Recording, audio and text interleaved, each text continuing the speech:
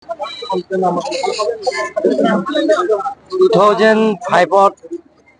17 অক্টোবৰ এই 17 অক্টোবৰৰ ইয়াত 41 মানুহৰ বাছ দি আহি আছে। এই বাছৰ পৰা উগ্ৰপন্থী দলে ইয়াত আহি 41 মানুহক হত্যা কৰিছে। গুলি দি হত্যা কৰা নাই, তেওঁলোকে দা দি কাটিছে। তেওঁলোকৰ দা কাটি মই নিজেও সেইদিনা ৰাতি ইয়াৰ উপস্থিত আছে। গতিকে এনেধৰণৰ ঘটনা যিটো নেকি সেই ঘটনাটোৰ ওপৰত বহুত দুখ পাইছো। সেইদিনা ৰাতি মই নিজে আহি নিজে চকু দি দেখিছো। ডেড বডি বিলাকক ময়ো বুটলিছো, গাড়ী ভৰাই দিছে। আৰু সেই সময় কাৰ্বি আংলং অট'নমাছ কাউন্সিলৰ চেয়াৰমেন জৰ্জ মিলিৰ লগত মই একেলগে আহিছিলো। আৰু চাৰ্চিমৰ গোটেইখিনি গাঁৱতো জুইও জ্বলাই দিছে, গাঁৱত জুই জ্বলাই দিছে। গতিকে সেইটো ভাবিব নোৱাৰা কাণ্ডটো সেইদিনা আমি দেখা পাইছো। গতিকে মই প্ৰত্যেক বছৰ মই নিন্দা কৰিছো, তেওঁলোকক কণ্ডেম কৰিছো আৰু ন্যায় পাব লাগিব। যিটো নেকি তেওঁলোকৰ জাষ্টিচ পাব লাগে। সেইকাৰণে মই যেতিয়া দায়িত্ব লোৱাৰ পিছত Karbi Anglong autonomous council CM দায়িত্ব লোৱাৰ পিছত মই প্ৰেচিডেণ্ট অফ ইণ্ডিয়াও মই কাৰ্বি আংলং অট'নমাছ কাউন্সিলৰ পৰা মই লিখিত হিচাপে দিছো যে জাষ্টিচৰ কাৰণে এনকুৱাৰী কৰিব লাগে।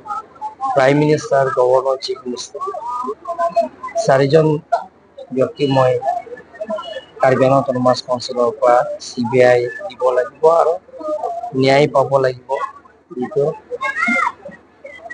41 যিটো হত্যা হৈছে, সেইটো আমাৰ CBI ইনকুৱাৰী কৰিব লাগিব আৰু তেওঁলোকৰ শাস্তি দিব লাগিব, ফাঁচি দিব লাগিব যিবিলাকৰ যিটো এই ঘটনাটোৰ লগত জড়িত। এতিয়া মই দায়িত্ব লোৱাৰ পিছত সকলো দল সংগঠনৰ লগত আলাপ আলোচনা কৰি কাৰ্বি আংলং অট'নমাছ কাউন্সিলৰ লগত আলোচনা কৰি এটা স্থায়ী শান্তি হৈছে আৰু তেওঁলোকৰ এতিয়ালৈকে ৰিপ্লাইও দিয়া নাই, জাষ্টিচ পোৱা নাই। কাৰণ এই সময় ইমান ছ'চিয়েল মিডিয়া ইমান ষ্ট্ৰং নাই। সেইকাৰণে ইয়াত তেওঁলোকৰ ইনকুৱাৰীটো কৰিছে নেকি মই নাজানো, কিন্তু ৰিপৰ্টটো পোৱা নাই।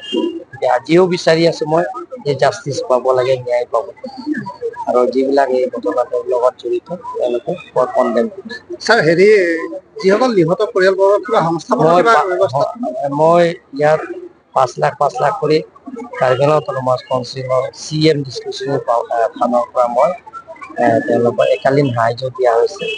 তাৰপিছত তেওঁলোকৰ যি বিচাৰিছে সেই গোটেইখিনি মই দিয়া হৈছে। ইয়াত তেওঁলোকৰ মাটিটো ইয়াত লাগে 10 বিঘা, মই মাটিটো 100 বিঘা দি দিলো কাৰ্বি আংলং অট'নমাছ কাউন্সিলত। তেওঁলোকৰ অপেন স্পেচ বিচাৰিছে, মই অপেন হল দি দিলো, ইয়াতে গেট দি দিলো।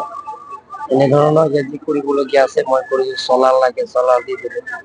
গতিকে আগন্তুক দিনত যি বিচাৰে তাতে সহায় কৰিম। কাৰণ তেওঁলোকে আমাৰ পৰা বিদায় লোৱা যিসকলৰ লগতে চিৰদিন কাৰণে তেওঁলোকৰ আত্মাটো যাতে শান্তি থাকে তাৰ কাৰণে মই ভগৱানৰ ওচৰত যিকোনো খবৰৰ বাবে যোগাযোগ কৰক 7099017330 লগতে 7099017110 নম্বৰত।